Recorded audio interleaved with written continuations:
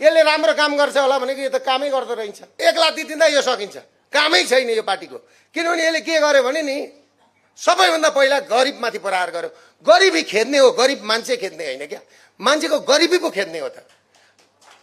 आज म एउटा भिडियो हेरेँ मैले, बिहान मैले पोस्ट पनि गरेको छु।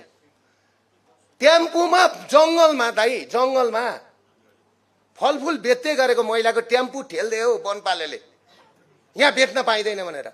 सडकका पेटीमा पनि बस्न दिँदैन, वनमा गएर बेच्छु भन्दा पनि दिँदैन। खोजेको यसले के हो? खोजेको चाहिँ के हो? कहाँ बेच्नुपर्ने?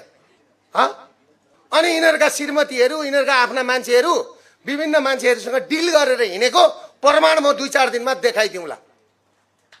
प्रमाण म देखाइदिउँला। मैले भनेको छु प्रधानमन्त्री, राजसभा सभापति, हरेक तिमीहरूका सिरानीमा हामी पुगेका छौँ। तिमीहरू सुख शान्तिले नबस, किनभने तिमीहरू अमरेश कुमार दाईले भन्नुहुन्छ नि यो आफैमा फुलेको बेलुन अरे, कुन चाहिँले आएर पिन हानिदिन्छ सकिन्छ। पिन हान्न मात्रै बाँकी छ है दाई, पिन हान्न।